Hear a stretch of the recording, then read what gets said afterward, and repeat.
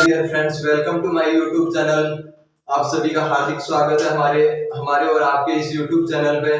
तो आप सभी को पता है कि हमारे एडमिट कार्ड जारी हो चुके हैं, तो इस कम समय रहते हुए हम आपके साथ खड़े हैं उन क्वेश्चंस को लेकर जो डेफिनेटली आपको एग्जाम में मिलने वाले हैं, ताकि आप वहाँ पे ये क्वेश्चंस अच्छे से अटेम्प्ट कर पाओ और अच्छे मार्क्स बना पाओ। तो अपन कम टाइम रहते हुए अपन सीधा डायरेक्टली क्वेश्चंस पे डिस्कस करते हैं। तो पीछे वाली वीडियो में अपन ने 2 क्वेश्चंस कर लिए हैं। पहला तो था मैक्सवेल वोल्टेजमान सांख्यिकी, दूसरी थी बोस आइंस्टीन सांख्यिकी। तो अपन आप सभी को पता है कि अपन ने स्टैटिक्स स्टार्ट कर रखे, तो इसका तीसरा जो मोस्ट क्वेश्चंस बनता है वो फर्मी डिराक स्टैटिक्स से है। तो अपन पहले जनरली आपको इसका इंट्रोड्यूस करवा देता हूं कि इसमें किन कणों का अध्ययन किया जाता है, इन कणों को क्या कहते हैं। तो अपन बोस आइंस्टीन सांख्यिकी से रिलेट कीजिएगा आप, क्योंकि मैंने बताया था कि फर्मी डिराक सांख्यिकी उन कणों के लिए प्रयुक्त की जाती है जिनकी चक्रण क्वांटम संख्या स्पिन नंबर क्या होते हैं, अर्ध विषम पूर्णांकी, हाफ ऑर्डर इंटीजर। ओके, और इन कणों को क्या कहते हैं, फर्मियोन। जो फर्मियोन होते हैं वो किस सांख्यिकी का पालन करते हैं, फर्मी डिराक सांख्यिकी का। तथा इन कणों के निकाय को प्रदर्शित करने वाले तरंग फलन कैसे होते हैं, प्रतिसंमित। ओके, और यह सांख्यिकी पाउली के अपवर्जन नियम को क्या नहीं करती, पाउली के अपवर्जन नियम को क्या करती है, फॉलो करती है। ओके, तो अपन अब डिस्कस करते हैं इसके जो चीजें अभी मैंने आपको बेसिकली तौर पे बताई, वही चीजें अपन थ्योरेटिकल पार्ट में लिखने वाले हैं। उसके बाद इसका डेरिवेशन पार्ट आएगा, वो सारी चीजें अपन समझते हुए करते जाएंगे। तो लिखते हैं इसके लिए क्या बताया था मैंने, यह सांख्यिकी उन अविभेद अभिन्न कणों के लिए प्रयुक्त की जाती है जिनकी चक्रण क्वांटम संख्या स्पिन नंबर क्या होती है, हाफ ऑड इंटीजर, अर्ध विषम पूर्णांकी। तो लिखिएगा साथ साथ,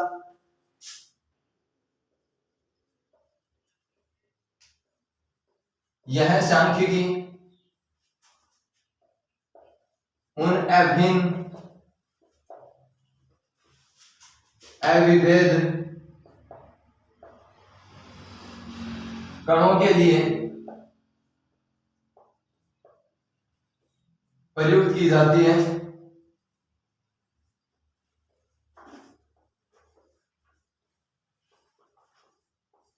जिनकी चक्रण क्वांटम संख्या स्पिन नंबर क्या होते हैं, अर्ध विषम पूर्णांकी।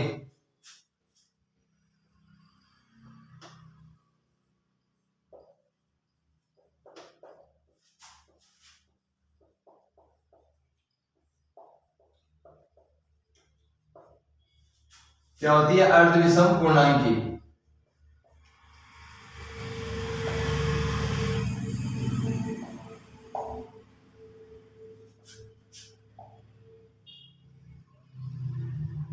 Half odd integer.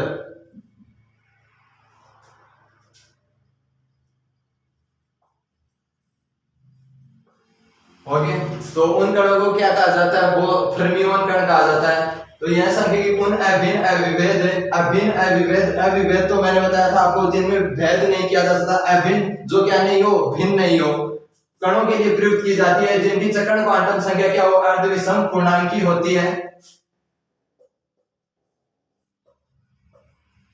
तथा ऐसे कौन से कण हैं, तो एग्जांपल इलेक्ट्रॉन गैस,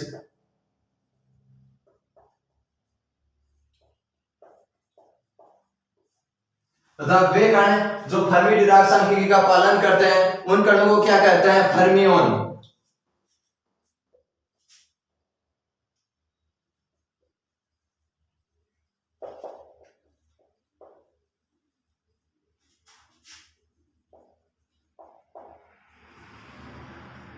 का पालन करने वाले कणों को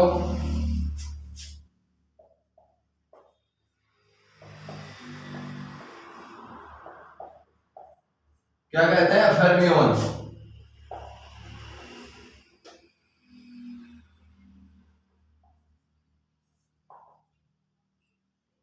फर्मियोन कहा जाता है।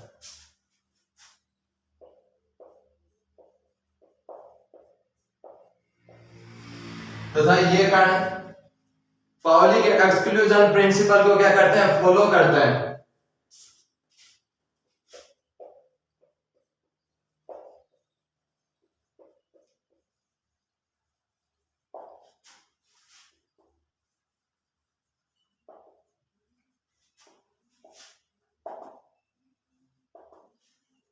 पाउली एक्सक्लूजन प्रिंसिपल क्या होता है, इसका स्टेटमेंट ये होता है, कोई एटम है उसके 2 इलेक्ट्रॉन आपने लिए, तो ये यह कहता है कि उन दोनों इलेक्ट्रॉनों की जकड़ क्वांटम संख्या कभी भी समान नहीं हो सकती। मैक्सिमम 3 हो सकती है, 2 हो सकती है और 1 हो सकती है। ओके, तथा ये कण पाउली एक्सक्लूजन प्रिंसिपल द्वारा प्रतिबंधित होते हैं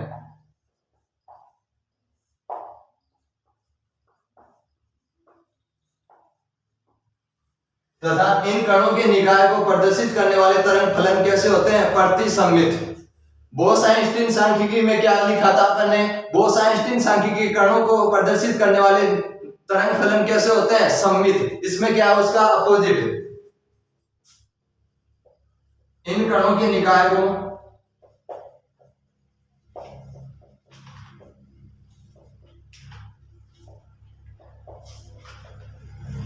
प्रदर्शित करने वाले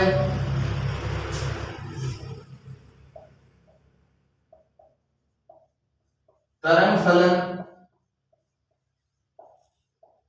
कैसे होते हैं? प्रतिसम्मित।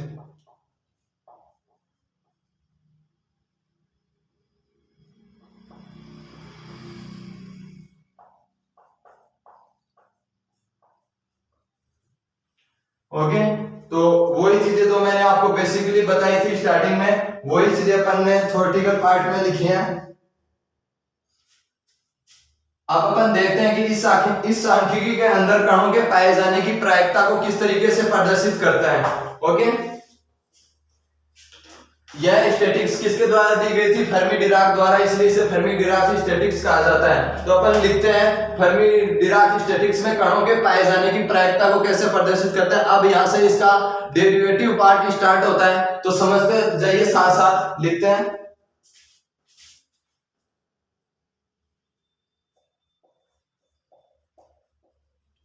इस सांख्यिकी में कण अभिन्न अविभेद होने के कारण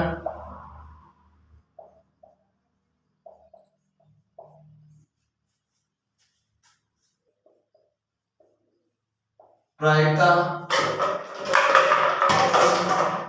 फलन W द्वारा निम्न प्रकार प्रदर्शित करें।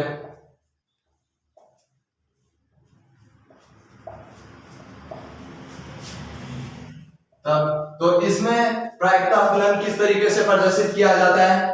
फर्मी डिराक स्टैटिक्स में तो W equal to GI factorial upon GI minus NI का फैक्टोरियल इंटू NI का फैक्टोरियल, और यहाँ पाई राशियों का गुणनफल। तो ये चीज आपको ध्यान रखनी है कि फर्मी डिराक स्टैटिक्स में कणों के पाए जाने की प्रायिकता को किससे प्रदर्शित करते हैं? W equal to pi I GI factorial बटा GI minus NI into NI का फैक्टोरियल। अब अपन क्या करते हैं, जैसा बोस आइंस्टीन सांख्यिकी में किया था, क्या किया था? लॉग लिया था अपन ने। क्या स्टार्टिंग में क्या किया था? इस इक्वेशन का इक्वेशन नंबर 1 ले लेते हैं इसे। अब क्या करते हैं? लॉग लेते हैं। तो क्या करेंगे? इक्वेशन 1 का लॉग लेने पर समीकरण 1 का लॉग लेने पर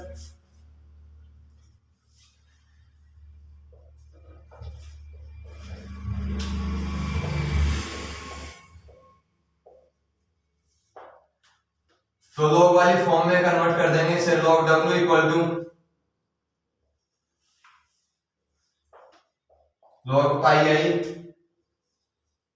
GI का factorial upon GI minus NI का फैक्टोरियल इंटू में NI का फैक्टोरियल।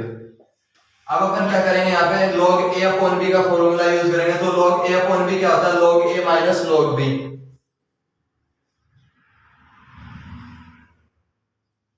एक बार देखना, यहां से दिख रहा है।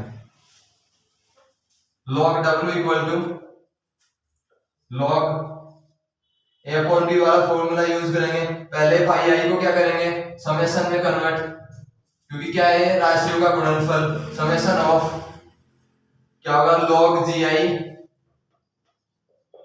फैक्टोरियल माइनस लॉग बी क्या है, log G I minus N I का फैक्टोरियल माइनस लॉग इनटू में क्या है एन आई का फैक्टोरियल। अब क्या करते हैं अपन, स्टर्लिंग सूत्र लगाते हैं। यहां से स्टर्लिंग सूत्र मैंने आपको बताया था क्या होता है कि लॉग की फॉर्म में जब फैक्टोरियल आता है,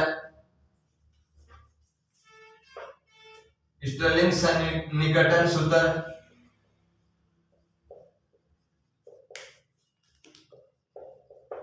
तो स्टर्लिंग सन्निकटन सूत्र क्या होता है, लॉग एन फैक्टोरियल की फॉर्म में से आपके पास आए तो इसे कैसे लिख सकते हैं अपन। अब फैक्टोरियल को यहां से फैक्टोरियल हट जाएगा कि क्या लिखेंगे, N log N minus N. तो ये वाला फॉर्मूला यूज करते हैं यहाँ पे लॉग एन फैक्टोरियल है तो यहाँ पे क्या है लॉग जी आई, तो क्या होगा log G I, log G I log G I minus G I, तो लिखते हैं लॉग डब्ल्यू इक्वल टू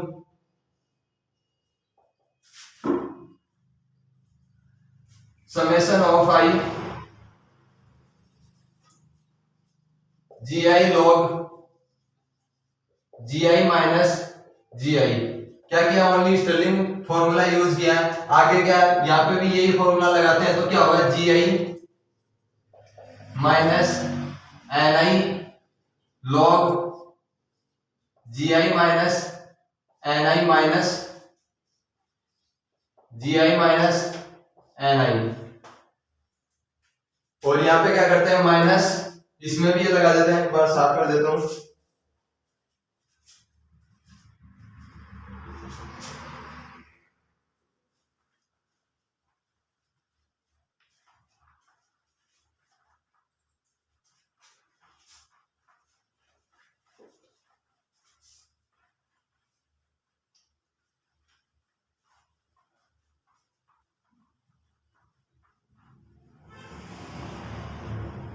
अपन ने ओनली स्टर्लिंग फॉर्मूले से इसे सोल्व किया है, हर पद में स्टर्लिंग सूत्र लगाया है। तो ये यहाँ पे क्या होगा, G I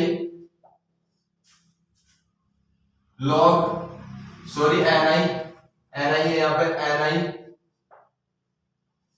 N I minus N I.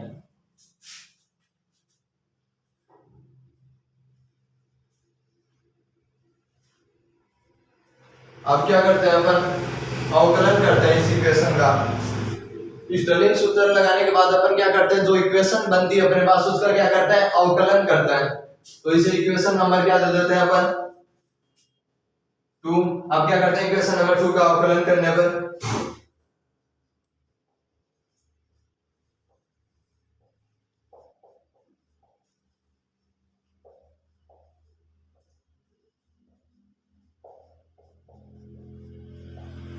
तो अवकलन कर देंगे इनको। अवकलन किस तरीके से करेंगे, a इंटू बी की फॉर्म में।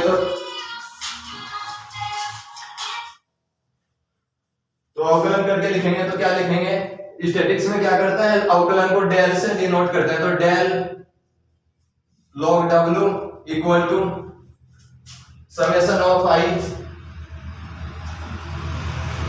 अब क्या करेंगे, अवकलन को a इंटू बी से करेंगे, a ऐसा का ऐसा और b का अवकलन, तो जी आई ऐसा का ऐसा, और log जी आई का अवकलन, तो जी आई आपको पता है क्या यहाँ पे कांस्टेंट है तो इसका अवकलन क्या हो जाएगा, 0। तो आगे वाला पद भी क्या हो जाएगा, 0। ये log जी आई भी क्या है, कांस्टेंट, तो इसका अवकलन 0 माइनस अगले वाले का करते हैं। तो पहला ऐसे का ऐसा जी आई माइनस एन आई, फिर log G I minus N I का अवकलन क्या होगा, 1 upon ji I minus N I into N I का डेल एन आई, जी आई का तो 0 हो गया और एन आई का डेल एन आई प्लस सेकंड फंक्शन ऐसे का ऐसा, तो क्या होगा log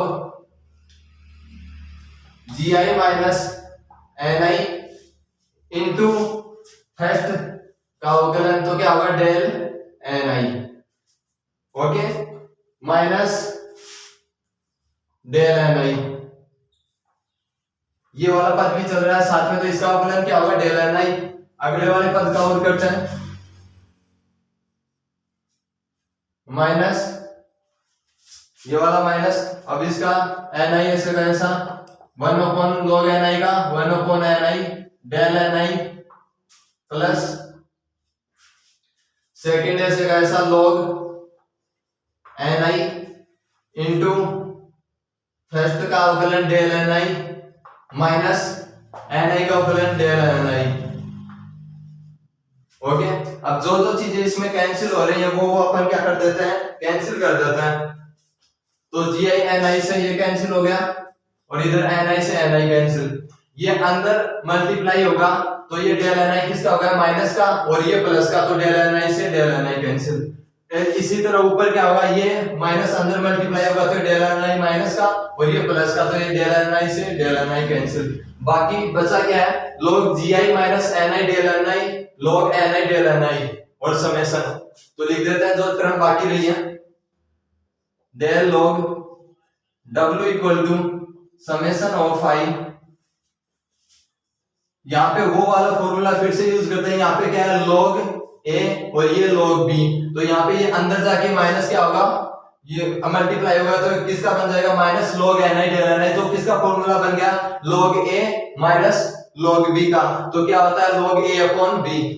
तो log a तो क्या है जी I minus N I upon में b क्या है एन आई डेल एन आई, दोनों में क्या है कॉमन। ओके, ये वाली ऊपर वाली लिखना, तो ये वाली इक्वेशन आती है अपने पास। अब अपन क्या करते हैं, साम्य अवस्था की स्थितियों का प्रयोग करते हैं। ये अवकलन के बाद जो इक्वेशन बनती है अपने पास, तो फिर क्या करते हैं, साम्य अवस्था की स्थितियों का वो करते हैं, यूज करते हैं। तो लिखते हैं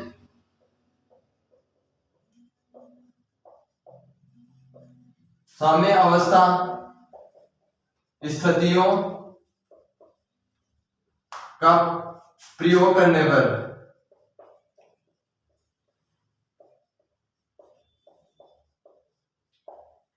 तो साम्य अवस्था की स्थिति मैंने बताई थी, हर स्टैटिस्टिक्स में 3 साम्य अवस्था की स्थितियां बनती हैं, वो तीनों अपन फिर से लिखते हैं क्योंकि हर स्टैटिस्टिक्स में क्या होती है, वो तीनों स्थितियां लागू होती हैं।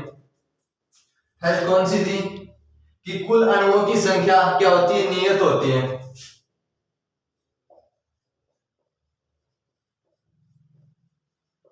कुल अणुओं की संख्या नियत होती है,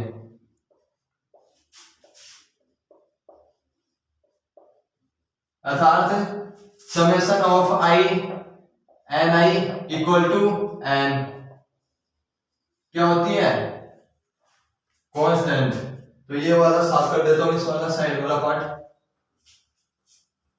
सेकंड कौन सी कंडीशन है कि कुल अणुओं की ऊर्जा क्या होती है, नियत होती है। तो अणु यहाँ पे क्या आ जाएगा, ई आई, आइए ऊर्जा स्तर में अणु की ऊर्जा क्या होती है, ई आई, तो कुल अणुओं की ऊर्जा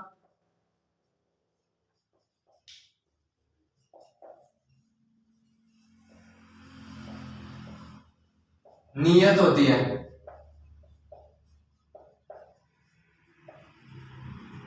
ओके, तो summation of I E I N I equal to E क्या होती है, कांस्टेंट होती है।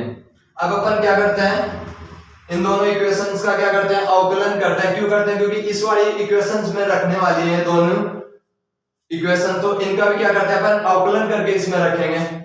तो इसका अवकलन करेंगे साम्यावस्था की स्थिति 1 का, तो क्या होगा, summation of I del N I, N I का अवकलन क्या हो जाएगा, del N I equal to 0, क्योंकि ये क्या है, कांस्टेंट है। तो ये इक्वेशन नंबर क्या हो जाएगी अपनी 3, और इसका अवकलन करेंगे तो क्या बनेगी, समेशन ऑफ आई ई आई क्या कांस्टेंट, तो एन आई का क्या होगा, del N I equal to 0। इसे इक्वेशन नंबर दे देते हैं 4।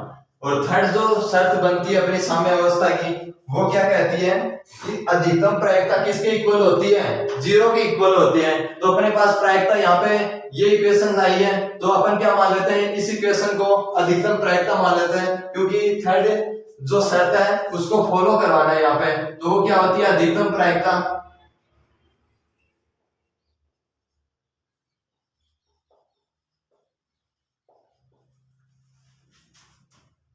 अधिकतम प्रायिकता क्या होती है? नियत होती है, या बोल दो आप शून्य होती है। अर्थात del log W maximum equal to 0। इसे इक्वेशन नंबर दे देते हैं अपन 5।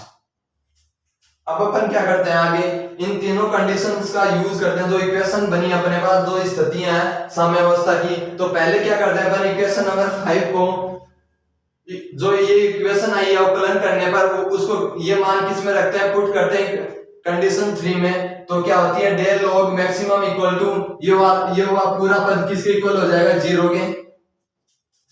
तो अपन साफ कर देते हैं, आगे वाला पद लिखते हैं इसके।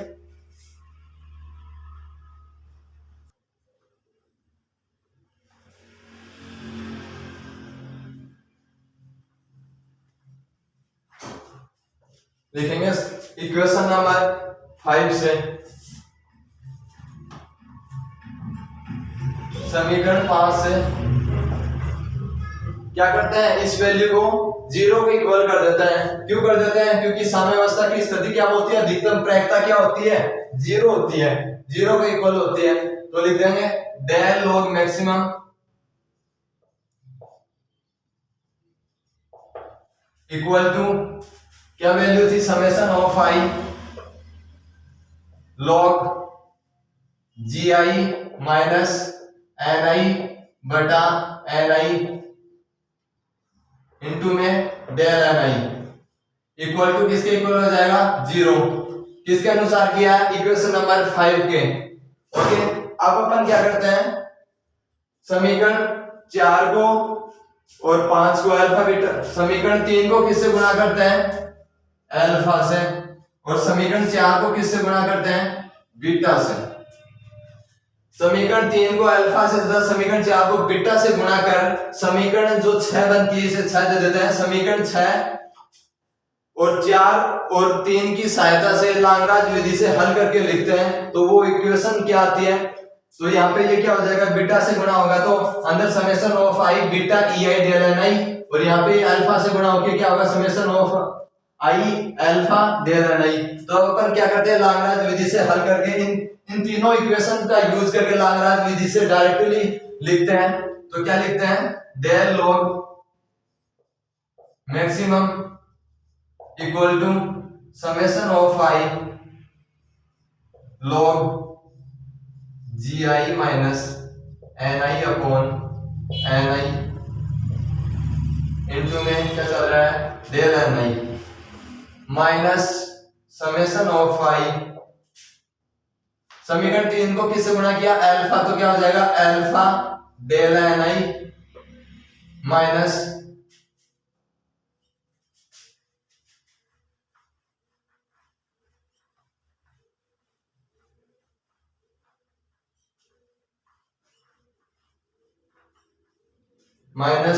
समेशन ऑफ, समीकरण 4 क्या कहती है, summation of I beta E I del N I equal to 0। क्या किया है, लाग्रांज विधि से समीकरण 4 और 5 की सहायता से लाग्रांज विधि से हल करके लिखने पर ये वाली आप यहां से पहले लिख सकते हो। ओके, तो अब क्या करेंगे अपन, जो जो चीजें कॉमन आ रही है वो एक साइड कर लेते हैं। log w equal to maximum summation of I तीनों पद से कॉमन है, और इसके साथ क्या चल रहा है, डेल एन आई, तो ये भी कॉमन आ जाएगा। तो क्या लिखते हैं, log G I minus N I upon N I minus alpha minus beta E I, summation of I del N I, तो क्या आ गया कॉमन, तो इधर del N I equal to 0। Okay, साथ साथ चीजें समझ रहे हो आप। अब क्या करते हैं अपन, जो समेशन ऑफ आई और del N I, equation number 3 थी अपनी, क्या थी कि summation of I del N I किसके इक्वल होती है, 0 के। तो यहां से ये दोनों पद क्या चले जाएंगे 0 में, तो बाकी क्या रहेगा, log G I minus N I upon N I minus alpha minus beta E I equal to 0। अब क्या करते हैं, जो ये अल्फा और बीटा ई आई उसको उधर भेज देते हैं, तो क्या होगा log G I minus N I upon N I equal to minus का उधर जाके प्लस का alpha plus beta E I. Okay, अब क्या करते हैं, जो log है उसको इधर भेज देते हैं, तो क्या बनेगा G I minus N I upon N I equal to log इधर आके क्या बन जाएगा एंटी log e की power alpha plus beta E I. Okay, तो G I minus N I upon इस टर्म को अपन किस तरीके से लिख सकते हैं, जी आई माइनस 1 अपॉन में एन आई। क्या किया है, इस वाली टर्म को इस तरीके से लिखा होगे इक्वल क्या e की power alpha plus beta E I, minus को उधर भेज देते हैं, तो क्या बनेगा G I upon N I equal to e की power alpha plus beta E I. ये माइनस का उधर जाके क्या बन जाएगा प्लस का। अपन क्या करते हैं, अब क्रम परिवर्तन कर देते हैं दोनों साइड, तो क्या होगा एन आई अपॉन में G I equal to 1 upon e की power alpha plus beta E I plus में साथ में 1 चल ही रहा है। अपन को क्या निकालना है, प्रायिकता। तो किन के लिए निकाल रहे हैं अपन, आगे ऊर्जा स्तर एन अणुओं के लिए एन आई से प्रदर्शित किया था अपन ने, तो एन आई इक्वल टू, तो वो प्रायिकता क्या आएगी अपन के पास, यहाँ पे डिवाइड में, तो यहाँ पे इधर आके क्या हो जाएगा मल्टीप्लाई में, तो क्या होगा जी आई अपॉन में e की power alpha plus beta E I साथ में प्लस 1 चल रहा है।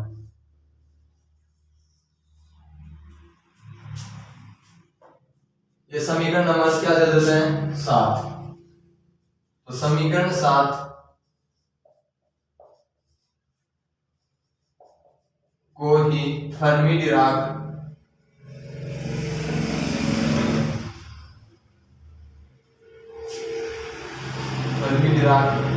वितरण नियम भी कहा जाता है।